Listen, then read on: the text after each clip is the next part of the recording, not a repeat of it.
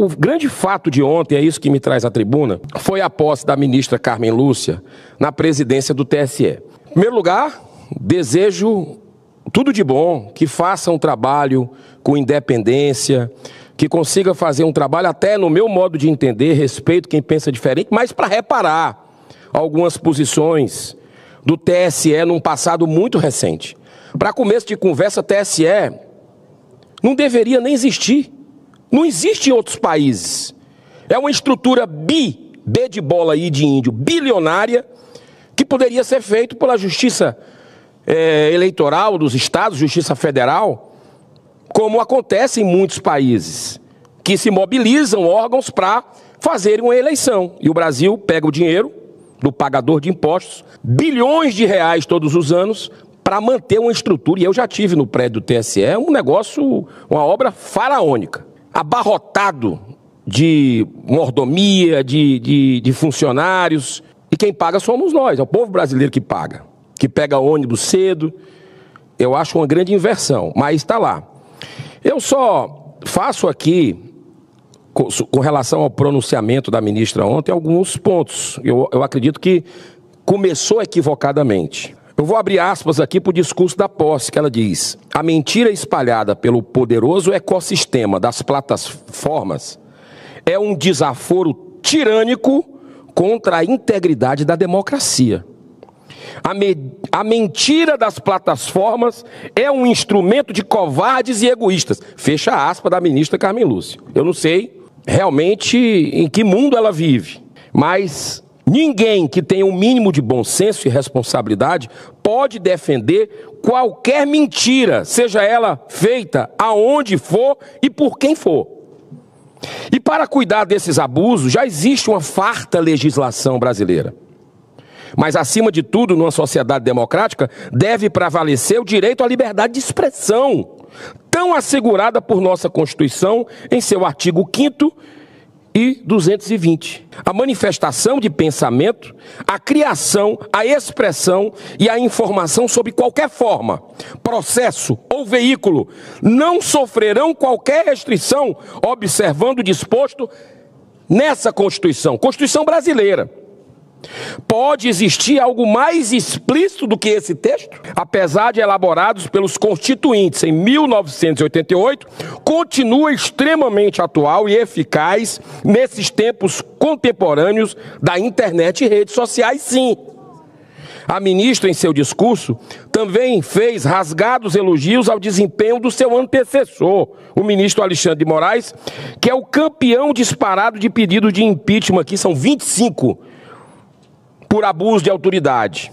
Não vou me deter sobre os abusos praticados através do famigerado inquérito das fake news, onde ele atua como acusador, investigador, julgador e muito mais coisa.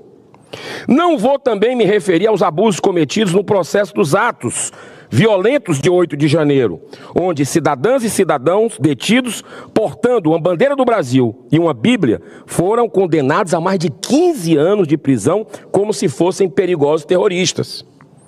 Eu vou aqui apenas relembrar alguns dos abusos cometidos por Moraes durante as últimas eleições presidenciais, onde o TSE funcionou praticamente como um partido político, a serviço de uma candidatura específica. Foram feitas 42 proibições contra Bolsonaro e apenas 6 contra Lula. Durante as 42, um depoimento do governador de Minas Gerais, Zema, que simplesmente mostrava dados públicos a respeito do desastre causado pelo governo do PT no seu estado, Minas Gerais. Ou seja, ele tinha lugar de fala. É um governador dizendo o que aconteceu na gestão petista. Outra foi a proibição do jornal Gazeta do Povo de veicular matéria jornalística sobre as amizades de Lula com ditadores sanguinários, como Daniel Ortega na Nicarágua e Nicolás Maduro na Venezuela. Ainda outra, proibindo a Jovem Pan de fazer qualquer referência a Lula como ex-presidiário ou corrupto. Isso depois de todos os gravíssimos escândalos, como os milhões do Mensalão e mais tarde os bilhões, B de bola e de índio, do Petrolão, que resultou na sua condenação a 12 anos de prisão em 3 instâncias do Poder Judiciário. Mas, ao meu ver, a mais vergonhosa proibição de todas foi a referência ao aborto. Nada mais público que a posição histórica do PT e de Lula em favor da legalização dessa prática, que é um assassinato frio e perverso de crianças no ventre materno. Na campanha, o TSE impediu que essa verdade fosse divulgada num país que é a maior nação católica do mundo, a maior nação espírita do planeta e a segunda maior chegando já, que é a evangélica. Mas a manifestação mais grotesca, que na prática rasgou o artigo 220 da nossa Constituição, foi protagonizada pela própria ministra Carmen Lúcia, no julgamento presidido por Moraes, que pedia a proibição do lançamento do documentário intitulado, abro aspas, quem mandou matar Bolsonaro, pelo Brasil Paralelo. Aparentemente muito constrangida com seu voto, Carmen Lúcia disse, olha só, é a história, abre aspas, não se pode permitir a volta da censura sob qualquer argumento no Brasil. Essa deve ser uma decisão excepcionalíssima. Ou seja, democracia a gente vê depois daquele dia 30, que era o dia da eleição. Aquilo não foi apenas censura, foi muito mais grave, foi censura prévia. Ninguém conhecia o conteúdo do documentário, mas o TSE deduziu que poderia prejudicar a campanha de Lula. Nada mais parcial, não é mesmo?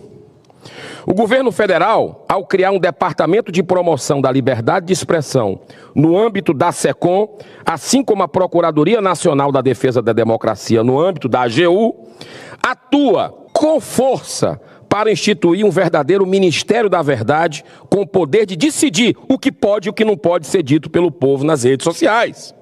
Ora, exercendo a censura típica de uma democracia. É isso que nós estamos vendo, 61% da população brasileira com medo de retaliação das suas postagens na rede social. Como é que você consegue ser um ser humano integral dessa forma? O Brasil nunca teve disso. Para encerrar, senhor presidente, da mesma forma, agem alguns ministros do TSF que não suportam qualquer crítica, mesmo quando aponta para decisões abusivas que contrariam flagrantemente a nossa Constituição. Eu volto a dizer, se o senhor me der 1 minuto eu prometo terminar, volto a dizer que esses abusos de autoridade cometidos por alguns ministros do STF ou do TSE só terão fim, repito, só terão fim quando o Senado Federal, essa casa digna, 200 anos, bicentenária, finalmente deixar de ser omissa e cumprir o seu dever constitucional, abrindo o primeiro processo de impeachment. Vai ser pedagógico. Análise.